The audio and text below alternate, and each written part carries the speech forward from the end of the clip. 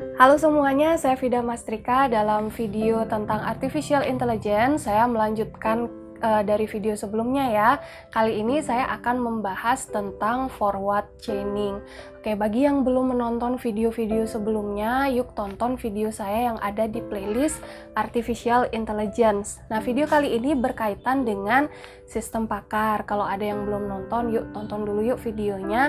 Nah, dalam video kali ini saya akan membahas tentang bagaimana caranya kita menalar dalam menggunakan rule based dalam knowledge system. Saya akan membahas tentang forward chaining. Ayo kita langsung ke materi kali ini.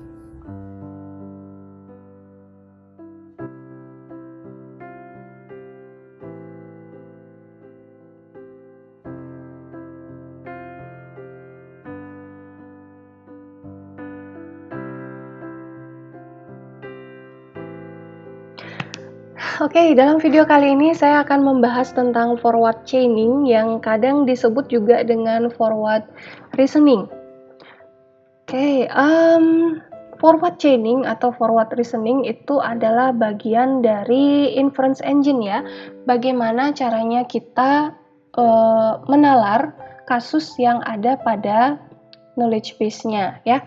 Knowledge base di sini yang bisa menggunakan forward chaining ataupun nanti backward chaining adalah yang rule based. Nah, kalau kalian ingin mencari bagaimana yang case based itu ada di video saya sebelumnya ya tentang penjelasan case based dan bagaimana kita menginferensi dengan case based reasoning. Kali ini kita ke forward chaining ya. Saya ingatkan dulu, rule based itu ada dua bagian ya, ada antecedent dan ada consequent. Antecedent ini pernyataannya berawalan dengan if, sedangkan consequence itu pernyataannya berawalan then. Untuk situasi yang terjadi itu di antecedent yang berawalan if, sedangkan akibat atau apa konsekuensi yang harus diambil dari keadaan tertentu itu ada di consequent atau yang diawali dengan then. Nah, inference engine itu mengambil pengetahuan yang relevan dari knowledge base, menafsirkannya, dan menemukan solusi yang relevan dari masalah pengguna. Untuk rule-based system, kita punya dua jenis, yaitu forward chaining dan backward chaining. Ini adalah cara inference engine-nya mendapatkan kesimpulan ya. Nah, untuk forward chaining itu penalaran dimulai dari informasi atau fakta yang ada untuk menguji kebenaran hipotesisnya. Penalaran dimulai dari bagian if terlebih dahulu. Untuk forward chaining ini berarti kita mempunyai fakta-fakta tertentu dan kita akan mencari kesimpulan dari fakta tersebut. Misalnya dalam sistem yang bisa mendiagnosis penyakit, berarti kita punya gejala-gejalanya dulu, baru kita mencari kesimpulan sebenarnya pasien ini penyakitnya apa gitu ya. Nah, itu adalah forward chaining. Nah, sebelum kita ke forward chaining, saya ingatkan dulu modus ponen ya. Modus ponen ini yang akan kita gunakan untuk menalar di forward chaining. Kita punya jika maka di sini ya. Ini adalah bagian antecedennya, di sini adalah bagian konsekuen, dan di sini kita punya fakta tertentu ya. Jika P maka Q. Kalau P di sini terpenuhi atau bernilai benar, berarti tindakan yang harus kita lakukan adalah Q ya. Atau dengan kata lain, jika hipotesis ada hipotesis P dan jika P maka Q bernilai benar, maka konklusi Q benar. Ya, kalau ada hipotesis P dan jika P maka Q ini terbukti bernilai benar, maka konklusi Q itu harus kita laksanakan atau dia bernilai benar. Ya, contoh modus ponen. Kita punya hipotesis jika 20 habis dibagi 2, maka 20 bilangan genap. Ya, kita punya fakta 20 habis dibagi 2 ya. Berarti sesuai dengan ini dan ini terpenuhi. Berarti bagian konsekuen di sini itu pasti benar dan pasti terpenuhi. Kesimpulannya adalah 20 adalah bilangan genap sesuai dengan apa yang ada di rule 1 ini ya. Oke. Menurut modus Ponen, inferensi tersebut adalah benar. Ini ada P, jika P maka Q. Ya, di sini kita punya fakta P, berarti kesimpulan Q ini bisa dianggap benar. Nah, kita langsung ke contoh permasalahan. Ini kalian bisa pause dulu videonya ya untuk membaca rule-nya lebih lengkap. Di sini saya punya 6 rule untuk membeli obligasi ya. Ini adalah bagian if-nya, ini adalah bagian then-nya. Di sini kita ketahui fakta ya. Apabila diketahui bahwa dolar turun, apakah sebaiknya kita membeli obligasi atau tidak? Nah, coba kalian pause dulu videonya. Kalian gunakan rule yang ada di sini untuk mengecek apakah kalau misalnya dolar turun, apakah kita membeli obligasi atau tidak. Oke, saya langsung ke pembahasannya ya. Solusi dengan forward chaining bisa seperti ini ya.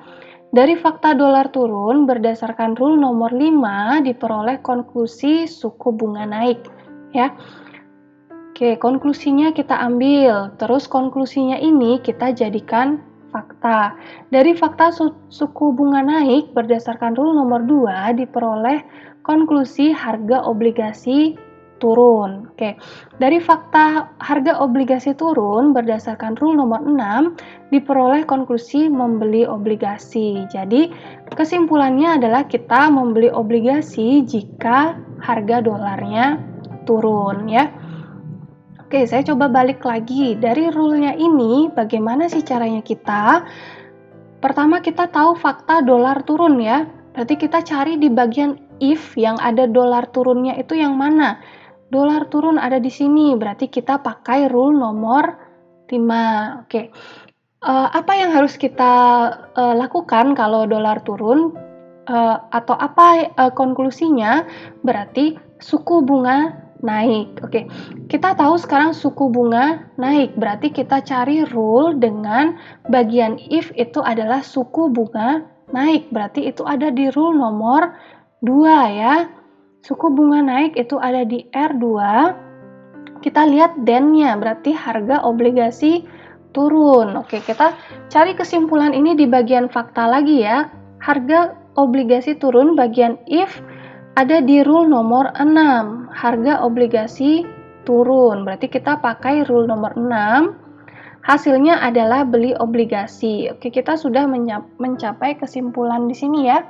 Berarti urutan rule-nya yang kita pakai adalah rule nomor 5, setelah itu rule nomor 2, setelah itu rule nomor 6. Oke, sesuai dengan solusinya ini ya. Oke, contoh permasalahan yang lain ya, bisa bentuknya seperti ini. Berarti di sini ada variabelnya, dari A sampai G melambangkan keadaan tertentu. Rule-nya ini ya hanya memakai variabel-variabel yang ada di sebelah kiri ini. Oke. Di sini rule itu tidak selalu jika A maka B gitu ya. Mungkin aja ada dua keadaan yang terpenuhi seperti rule 1 dan rule 5 di sini ya. Jika A dan C maka E. Berarti di sini kita lihat jika A jika bercak merah di kulit dan demam tinggi maka E nafsu makan menurun. Nah, gitu cara bacanya ya. Di sini permasalahannya adalah pasien mengalami bercak merah di kulit atau A dan demam tinggi atau C ya. Apakah pasien mengalami demam berdarah? Oke, coba kalian pause dulu videonya sebelum saya ke solusi ya di slide selanjutnya. Kalian coba cek rule apa saja yang digunakan dan bagaimana urutannya. Oke, solusinya dengan forward chaining tentunya yang pertama rule-nya kita pakai itu adalah R1 ya, sesuai dengan bercak merah dan demam tinggi. If A dan C maka E. Oke, berarti di sini kita tahu keadaan E, dan keadaan E ini kita cari di bagian if sekarang ya. Bagian if yang mengandung E adalah rule 4. Berarti kita pakai rule 4 setelah rule 1 ya. Rule 4 itu adalah if E dan D. Oke. Sekarang kita mengetahui ada D di sini. Berarti kita cari rule-nya yang bagian if-nya mengandung D, dan itu ada di R7. Jadi kita memakai R7, kita dapat kesimpulan dan G. G itu sepertinya sudah di kesimpulan terakhir ya. G itu adalah mengalami demam berdarah. Berarti kita sudah dapat kesimpulan pasien mengalami demam berdarah jika ada gejala bercak merah di kulit dan demam tinggi. Gejala lain yang bisa muncul adalah gejala D ini ya. Gejala D itu adalah badan menggigil. Oke, nah sekian penjelasan saya tentang forward chaining. Semoga bisa dimengerti dengan baik ya. Nah, itu dia materi tentang forward chaining. Semoga kalian bisa mengerti dengan baik. Pada intinya, forward chaining itu berangkat dari fakta dan pada akhirnya mencapai tujuan. Pada video selanjutnya, saya akan membahas tentang backward chaining. Kalau backward berarti dari belakang ke depan ya. Secara singkat berarti kita punya hipotesis dulu atau kita punya kesimpulan dulu dan kita akhirnya mencari fakta-fakta yang mendukung kesimpulan tersebut. Gimana penjelasan lengkapnya? Ayo kita lihat di video yang selanjutnya ya.